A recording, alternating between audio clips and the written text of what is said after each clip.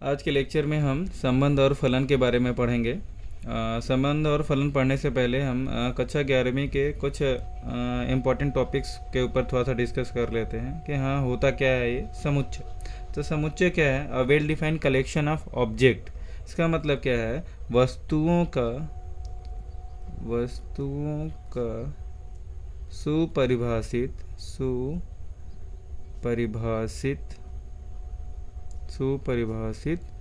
संग्रह।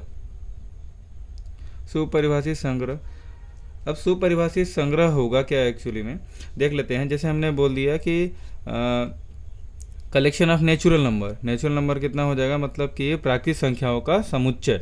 तो प्राकृतिक संख्याएं होती क्या है? जैसे 1 2 3 4 5।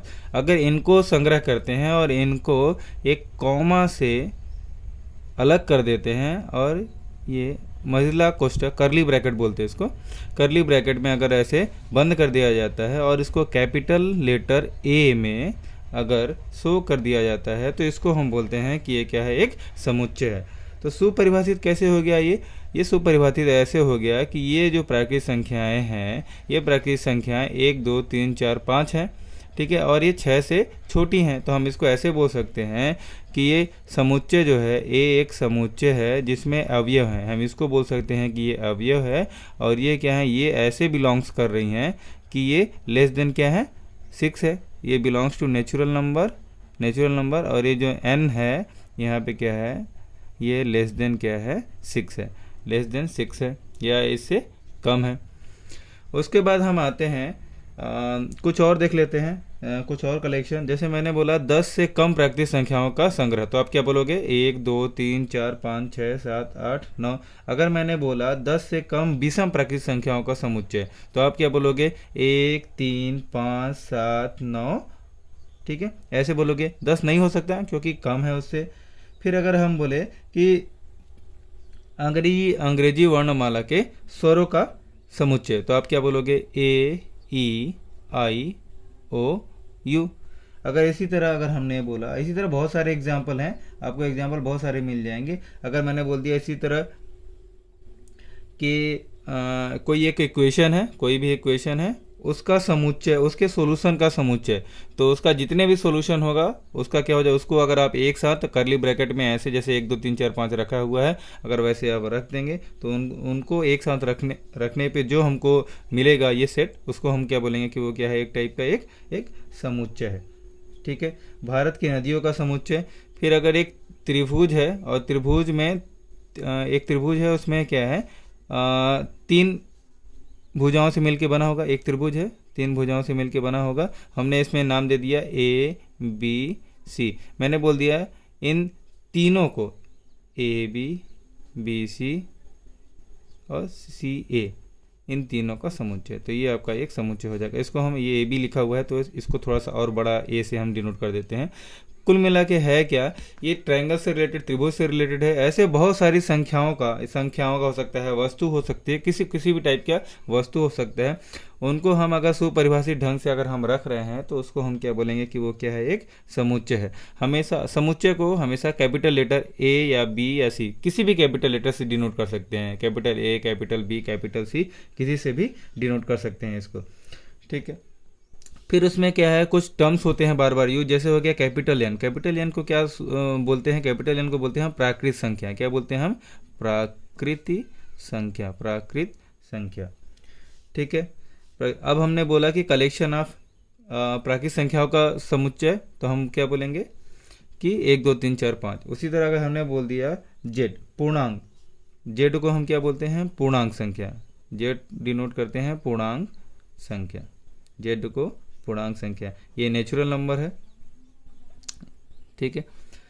उसके बाद हम आते हैं, कभी कहीं लिखा होता है क्यू का मतलब होगा परिमेय संख्या। क्यू का मतलब क्या हो जाएगा? परिमेय संख्या। क्यू मतलब परिमेय संख्या। आर अगर कहीं लिखा होगा, इसका मतलब क्या है? कि वो वास्तविक संख्या है। वास्तविक संख्या। अगर जेड लिखा होगा कहीं तो इसका मतलब क्या है? एक्चुअली में क्या है? इंटीजर है, ये धन पूर्णांक बोलते हैं इसको, धन पूर्णांक। कभी कभी ऐसे आर प्लस या are Z plus Z minus लिखा रहता है, ये हो जाएगा धन पूर्णांक। और ये हो जाएगा ऋण पूर्णांक, ये हो जाएगा आपका ऋण पूर्णांक, ऋण पूर्णांक, ऋण पूर्णांक, ऋण पूर्णांक। ठीक है। फिर कहीं कहीं ऐसे लिखा रहता है आर प्लस, यहाँ लिखा रहेगा, इसका मतलब क्या है, धनात्मक, धनात्मक वास्तविक संख्या, धनात्मक वास्तविक संख्या। तो ये जो टर्म्स हैं N Z Q R Z plus Z minus R plus, ये बार बार यूज होती रहेंगी। ठीक है। फिर क्या है, हम देखते हैं कार्तीय गुणांक के बारे में। कार्तीय गुणांक होता क्या है, जैसे हमारे पास सेट है, दो सेट हैं, एक है सेट 1 2 3 4 5, इस टाइप का हमारे पास एक सेट है, और दूसरा सेट है हमारे पास b इक्वल टू एक, इसको कुछ और मान लेते हैं, जैसे a b c, ऐसे मान लेते हैं, तीन ही हैं। ठीक है। तो कार्तीय गुणांक क्या होगा, ये एक के साथ a, एक के साथ b, एक के साथ c, दो के साथ a, दो के साथ b, दो के साथ c, 3। ठीक है। तो तीन के साथ एक, तीन के साथ b, तीन के साथ c, फिर चार के साथ इसी तरह। तो हम कार्तीय गुणांक को ऐसे लिखते हैं, कार्तीय गुणांक ऐसे लिखेंगे और करली ब्रैकेट से करेंगे, और इसको ऑर्डर पेयर जिसको बोलते हैं क्रमित युग्म, क्रमित युग्म। और हो जाएगा यहाँ पे एक के साथ a, फिर एक के साथ b, फिर एक के साथ c, उसी तरह क्या हो जाएगा, दो के साथ a, दो के साथ b, दो के साथ c, उसी तरह तीन के साथ a, तीन के साथ b, तीन के साथ c, उसी तरह हो जाएगा चार के साथ a, चार के साथ b, चार c, 5a, 5b and 5c। तो ये जो एक एक पेयर आ रहा है यहाँ पे, ठीक है, इसको हम बोलते हैं क्रमित युग्म। इसको हम क्या बोलते हैं, कोई भी एक उठा ले, किसी को भी, सब ये क्रमित युग्म है। क्या है ये, क्रमित, क्रमित युग्म। ठीक। अब ये जो अवयव हैं ए में 1 2 3 4 5, इनको हम बोलते हैं प्रांत। क्या बोलते हैं, इनको हम बोलते हैं प्रांत। ठीक है। इंग्लिश में डोमेन बोलते हैं इसको, इसको बोलते हैं डोमेन। ठीक है, इसको बोलते हैं डोमेन। और ये जो बी है, बी के अवयवों को हम क्या बोल देंगे कि ये क्या है, रेंज। ये क्या है, रेंज। ठीक है, ये हो जाएगा, ये डोमेन बोलते हैं इसको, इसको हम बोलते हैं रेंज। ठीक। क्रमित युग में हम आते हैं, तो क्रमित युग में क्या हो जाएगा, एक डोमेन और एक रेंज का पेयर होगा। यहाँ पे जो पहला अवयव होगा उसको हम डोमेन बोलेंगे, और ये क्या हो जाएगा, हमारा रेंज हो जाएगा। इसमें आता है एक कोडोमेन। कोडोमेन हम तो, कुछ देर बाद समझेंगे, जिसको सह प्रांत बोलते हैं। ये डोमेन, इसको परिसर बोलते हैं। ठीक है।